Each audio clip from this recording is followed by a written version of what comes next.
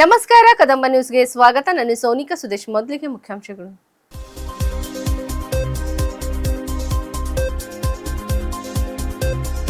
ಕರ್ಪಕ್ಪಳ್ಳಿ, ಮೀನ್ಕೆರೆ ಗ್ರಾಮಗಳಿಗೆ ಸಂಸದ ಸಾಗರ್ ಖಂಡ್ರೆ ಭೇಟಿ.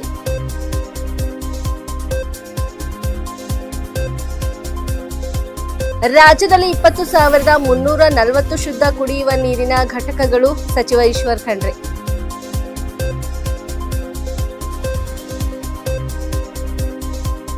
ರೈತರ ಬೆಳೆ ಪರಿಶೀಲಿಸಿದ ಶಾಸಕ ಶೈಲೇಂದರ್ ಬೆಲ್ದಾಳೆ.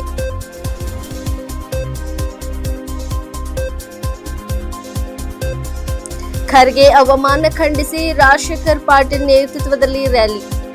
ಸುದ್ದಿಯ ವಿವರಗಳು.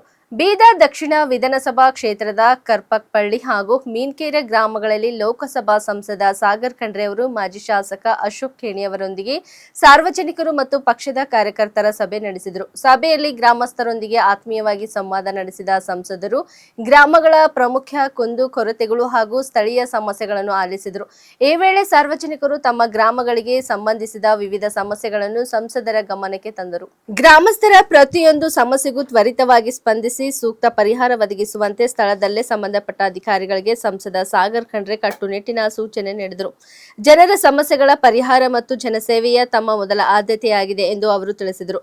ಗ್ರಾಮಸ್ಥರು ತಮ್ಮ ಸಮಸ್ಯೆಗಳಿಗೆ ಸ್ಪಂದಿಸಿದ ಸಂಸದರು ಹಾಗೂ ಮಾಜಿ ಶಾಸಕರಿಗೆ ಧನ್ಯವಾದ ತಿಳಿಸಿದರು. ರಾಜ್ಯದ ಕಾರ್ಯನಿರ್ವಹಿಸಿದ ಶುದ್ಧ ಕುಡಿಯುವ ನೀರಿನ ಘಟಕಗಳನ್ನು ದುರಸ್ತಿಗೊಳಿಸಿ ಮತ್ತೆ ಕಾರ್ಯಯೋಗಗೊಳಿಸಲು ಪ್ರತಿ ಘಟಕಕ್ಕೆ 3,000 ವೆಚ್ಚ ಒದಗಿಸಲಾಗುವುದು ಎಂದು ಗ್ರಾಮೀಣ ಅಭಿವೃದ್ಧಿ ಹಾಗೂ ಪಂಚಾಯತ್ ರಾಜ್ ಸಚಿವ ಈಶ್ವರ್ ಖಂಡ್ರೆ ತಿಳಿಸಿದ್ದಾರೆ. ವಿಧಾನಸಭೆಯಲ್ಲಿ ಇಂದು ಪ್ರಶ್ನೋತ್ತರ ಕಲಾಪದ ವೇಳೆ ಶುದ್ಧ ಕುಡಿಯುವ ನೀರಿನ ಘಟಕಗಳ ಕುರಿತು ಕೇಳಲಾದ ಪ್ರಶ್ನೆಗೆ ಉತ್ತರಿಸಿದ ಅವರು, ರಾಜ್ಯದಲ್ಲಿ ಒಟ್ಟು 20,340 ಶುದ್ಧ ಕುಡಿಯುವ ನೀರಿನ ಘಟಕಗಳು ಸ್ಥಾಪನೆಯಾಗಿದ್ದು, ಈ ಪೈಕಿ 17,208 ಘಟಕಗಳು ಕಾರ್ಯನಿರ್ವಹಿಸುತ್ತಿವೆ ಎಂದು ಹೇಳಿದರು. ಉಳಿದ ಕಾರ್ಯನಿರ್ವಹಿಸಿದ ಘಟಕಗಳನ್ನು ತ್ವರಿತವಾಗಿ ದುರಸ್ತಿಗೊಳಿಸಿ ಜನರಿಗೆ ಶುದ್ಧ ಕುಡಿಯುವ ನೀರು ದೊರೆಯುವಂತೆ ಕ್ರಮ ಕೈಗೊಳ್ಳಲಾಗುವುದು. ಇದಕ್ಕಾಗಿ ಪ್ರತಿ ಘಟಕದ ದುರಸ್ತಿಗೆ 3,000 ನೆರವು ನೀಡಲಾಗುತ್ತದೆ ಎಂದರು. ಗ್ರಾಮ ಪಂಚಾಯಿತಿಗಳಲ್ಲಿ ಅನುದಾನದ ಕೊರತೆ ಇದ್ದರೆ ಇಲಾಖೆಯಿಂದಲೇ ಅಗತ್ಯ ಅನುದಾನ ಒದಗಿಸಲಾಗುವುದು. ರಾಜ್ಯದ ಯಾವುದೇ ಗ್ರಾಮದಲ್ಲೂ ಶುದ್ಧ ಕುಡಿಯುವ ನೀರಿನ ಸಮಸ್ಯೆ ಉಂಟಾಗದಂತೆ ಸರ್ಕಾರ ಅಗತ್ಯ ಕ್ರಮಗಳನ್ನು ಕೈಗೊಳ್ಳಲಿದೆ ಎಂದು ಸಚಿವರು ಭರವಸೆ ನೀಡಿದರು.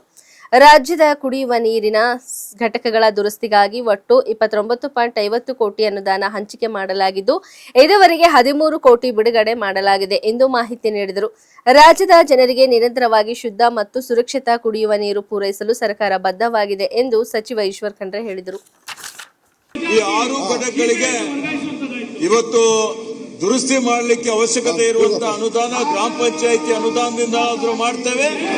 ಒಂದು ವೇಳೆ ಗ್ರಾಮ ಪಂಚಾಯಿತಿಯಲ್ಲಿ ಅನುದಾನ ಲಭ್ಯ ಇಲ್ಲದೆ ಇದ್ದರೆ ಅದನ್ನು ಇಲಾಖೆ ಅನುದಾನದಿಂದ ಪೂರ್ಣ ಎಲ್ಲಾ ಶುದ್ಧ ಕುಡಿಯುವ ಘಟಕಗಳನ್ನು ನಾವು ರಿಪೇರಿ ಮಾಡಿ ದುರಸ್ತಿ ಮಾಡಿ ಅದನ್ನು ಇವತ್ತು ವರ್ಕಿಂಗ್ ಕಂಡೀಷನ್ ಅಲ್ಲಿ ತರ್ತೀವಿ ಅನ್ನುವಂತ ಒಂದು ಮಾತನ್ನು ಗೌರವಾನ್ವಿತ ಸದಸ್ಯರಿಗೆ ನಾನು ಹೇಳಿಕೆ ಬಯಸ್ತಾ ಇದ್ದೇನೆ. ಹಾಗೆ ಇವತ್ತು ಇಡೀ ರಾಜ್ಯದಲ್ಲಿ ಸುಮಾರು 20,340 ಶುದ್ಧ ಕುಡಿಯುವ ನೀರಿನ ಘಟಕಗಳಿದ್ದಾವೆ. ಅದರ 17,208 ಘಟಕಗಳು ಈಗಾಗಲೇ ಕಾರ್ಯಾಚರಣೆಯಲ್ಲಿ ಇದ್ದಾವೆ. ಡಿಫೆಕ್ಟ್ 602 ಇದ್ದಾವೆ. ಮತ್ತೆ ರಿಪೇರಿಗೆ 2,530 ಇದ್ದಾವೆ. ಈಗಾಗಲೇ ಇವತ್ತು ನಾವು ಎಲ್ಲೆಲ್ಲಿ ಪ್ರತಿಯೊಂದು ಶುದ್ಧ ಕುಡಿಯುವ ನೀರಿನ ಘಟಕಗಳಿಗೆ ಈ ವರ್ಷ ರಾಜ್ಯದಲ್ಲಿ ಅನುದಾನ 3,000 ರೂಪಾಯಿ ಅನುದಾನ ನಾವು ಬಿಡುಗಡೆ ಮಾಡಿದ್ದೇವೆ. ಹೋದ ವರ್ಷ 1,416 ಶುದ್ಧ ಕುಡಿಯುವ ನೀರಿನ ಘಟಕಗಳಿಗೆ 49,34 ಕೋಟಿ ರೂಪಾಯಿ ಅನುದಾನ ನಾವು ಬಿಡುಗಡೆ ಮಾಡಿದ್ದೇವೆ. ಅದೇ ರೀತಿ ಈ ವರ್ಷ ಸಹಿತ ಇವತ್ತು ನಾವು ಸುಮಾರು ರಾಜ್ಯದಲ್ಲಿ 29,50,00,000 ರೂಪಾಯಿ ಅಲೋಕೇಟ್ ಮಾಡಿದ್ದೇವೆ. 13 ಕೋಟಿ ಬಿಡುಗಡೆ ಮಾಡಿದ್ದೇವೆ. ಹೀಗಾಗಿ ಆನೇಕಲ್ ತಾಲೂಕಿನಲ್ಲಿ ಸಹಿತ ಇವತ್ತೇನು ಸ್ಥಗಿತಗೊಂಡಿರುವಂತಹ ಮತ್ತು ರಿಪೇರಿಗೆ ಯಾವುದು ದುರಸ್ತಿಗಿದೆ ಅದೆಲ್ಲವನ್ನು ದುರಸ್ತಿ ಮಾಡಿ ಕಾರ್ಯಾಚರಣೆಯಲ್ಲಿ ತರ್ತೀವಿ ಅನ್ನುವಂತ ಮಾತನ್ನು ಹೇಳಿಕೆ ಬಯಸುತ್ತೇನೆ. ಬೀದರ್ ದಕ್ಷಿಣ ಕ್ಷೇತ್ರದ ಮಲ್ಕಾಪುರ ಗ್ರಾಮಕ್ಕೆ ಶಾಸಕ ಡಾ ಶೈಲೇಂದ್ರ ಬೆಲ್ದಾಳೆ ಭೇಟಿ ನೀಡಿ ರೈತರ ಜಮೀನುಗಳಿಗೆ ತೆರಳಿ ಬೆಳೆಗಳ ಸ್ಥಿತಿಗಳನ್ನು ಪರಿಶೀಲಿಸಿದರು. ಮುಂಗಾರು ಮಳೆ ಕೈಕೊಟ್ಟಿರುವ ಪರಿಣಾಮ ಬೆಳೆಗಳಿಗೆ ಉಂಟಾಗಿರುವ ಹಾನಿ ಹಾಗೂ ರೈತರು ಎದುರಿಸುತ್ತಿರುವ ಸಮಸ್ಯೆಗಳ ಕುರಿತು ಶಾಸಕ ಶೈಲೇಂದ್ರ ಬೆಲ್ದಾಳೆ ರೈತರಿಂದಲೇ ಮಾಹಿತಿ ಪಡೆದುಕೊಂಡರು. ಬೆಳೆ ಹಾನಿಯಿಂದ ರೈತರಿಗೆ ಉಂಟಾಗಿರುವ ಸಂಕಷ್ಟಕ್ಕೆ ಸ್ಪಂದಿಸಿ ಸೂಕ್ತ ಪರಿಹಾರ ದೊರಕಿಸುವ ನಿಟ್ಟಿನಲ್ಲಿ ಸಂಬಂಧಪಟ್ಟ ಅಧಿಕಾರಿಗಳೊಂದಿಗೆ ಅಗತ್ಯ ಕ್ರಮ ಕೈಗೊಳ್ಳಲಾಗುವುದು ಎಂದು ಅವರು ಭರವಸೆ ನೀಡಿದರು. ರೈತರ ಸಮಸ್ಯೆಗಳಿಗೆ ಸರ್ಕಾರದ ಗಮನ ಸೆಳೆದು ಪರಿಹಾರ ಕಲ್ಪಿಸಲು ಪ್ರಾಮಾಣಿಕ ಪ್ರಯತ್ನ ನಡೆಸಲಾಗುವುದು.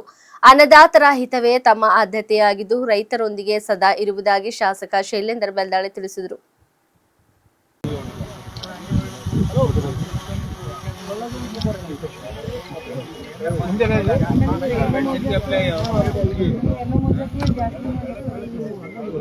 ಎಲ್ಲೋ ಆಗ್ಬಾರ್ದ್ರಿ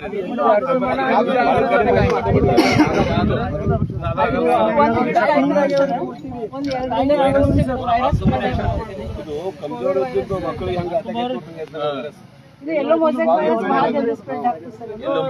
ಎಲ್ಲೋ ಮೊಸಾಯಿಕ್ ಹಳದಿ ರೋಗ ಅಂತೀವಲ್ಲ ಇದು ಒಂದಕ್ಕೆ ಸ್ಪ್ರೆಡ್ ಆಗ್ತದೆ.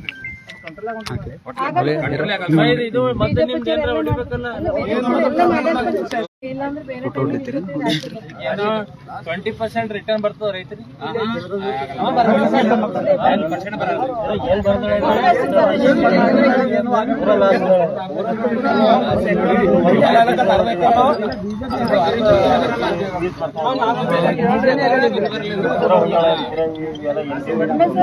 ಪ್ರತಿಯೊಂದು ಗಿಡ ಕಾಳು ಕಟ್ಟಿಲ್ಲ, ಪ್ರತಿಯೊಂದು ಗಿಡ ಕಾಳು ಕಟ್ಟಿಲ್ಲ. ಇದೆಲ್ಲ ಕಲ್ತಿರ್ವಿ ಯಾರು ಮತ್ತೊಂದು ನಮಗೆ ಎಮ್ಮೆಲ್ಯೆ ಸಾಬ್ ನೀವೆಲ್ಲ ಕುಂತು ಯಾವ್ದಾದ್ರು ಪರಿಹಾರ ಬೇಗನೆ ಮಾಡ್ಕೊಡಿ ಸರ್, ದಯವಿಟ್ಟು ರೈತರು ಸರ್ ಅವ್ರಿಗೆ ರಿಪೋರ್ಟ್ ಕರೆಕ್ಟ್ ಮಾಡಿ ರಿಪೋರ್ಟ್ ಕರೆಕ್ಟ್ ಹಾಕಿದ್ರೆ ಯಾಕೆ ರೈತರದ ಕೂಲ್ 98 ಮಾಡಿ ಕಳಿಸ್ರಿ. 98.64 ನೀವು 90 ಮಾಡಿದ್ರೆ 10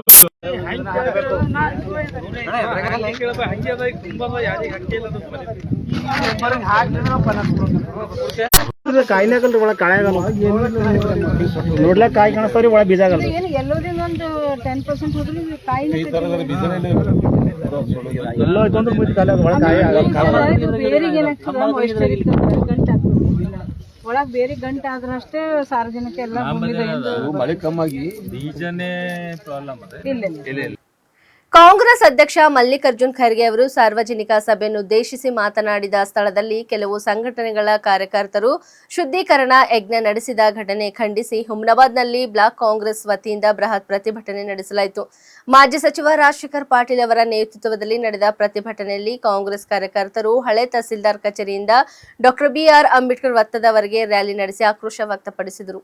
ಈ ವೇಳೆ ಮಾತನಾಡಿದ ರಾಜಶೇಖರ್ ಪಾಟೀಲ್, ಮಲ್ಲಿಕಾರ್ಜುನ್ ಖರ್ಗೆ ಅವರು ದೇಶದ ಹಿರಿಯ ಹಾಗೂ ಧೀಮಂತ ನಾಯಕರಾಗಿದ್ದು ಅವರು ಸಾರ್ವಜನಿಕ ಸಭೆ ನಡೆಸಿದ ಸ್ಥಳದಲ್ಲಿ ಈ ರೀತಿಯ ಶುದ್ಧೀಕರಣ ಯಜ್ಞ ನಡೆಸಿರುವುದು ಅಮಾನವೀಯ ಮತ್ತು ಖಂಡನೀಯ ಎಂದು ಆಕ್ರೋಶ ವ್ಯಕ್ತಪಡಿಸಿದರು.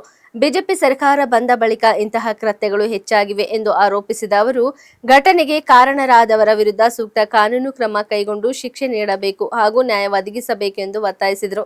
ನಂತರ ಪ್ರತಿಭಟನಾಕಾರರು ತಹಸೀಲ್ದಾರ್ ಮೂಲಕ ರಾಜ್ಯಪಾಲರಿಗೆ ಮನವಿ ಪತ್ರ ಸಲ್ಲಿಸಿ ಘಟನೆಯ ಕುರಿತು ಸೂಕ್ತ ತನಿಖೆ ನಡೆಸಿ ತಪ್ಪಿತಸ್ಥರ ವಿರುದ್ಧ ಕ್ರಮ ಕೈಗೊಳ್ಳುವಂತೆ ಆಗ್ರಹಿಸಿದರು. ಪ್ರತಿಭಟನೆಯಲ್ಲಿ ಕಾಂಗ್ರೆಸ್ ಮುಖಂಡರು ಹಾಗೂ ಕಾರ್ಯಕರ್ತರು ಹೆಚ್ಚಿನ ಸಂಖ್ಯೆಯಲ್ಲಿ ಭಾಗವಹಿಸಿದರು. ಎಲ್ಲಿವರೆಗೆ ಹೋರಾಟ,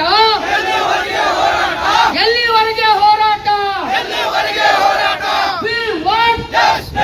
ಚಂದ್ರಶೇಖರ್ ಪಾಟೀಲ್ ಅವರಿಗೆ, ಭೀಮರಾವ್ ಪಾಟೀಲ್ ಅವರಿಗೆ,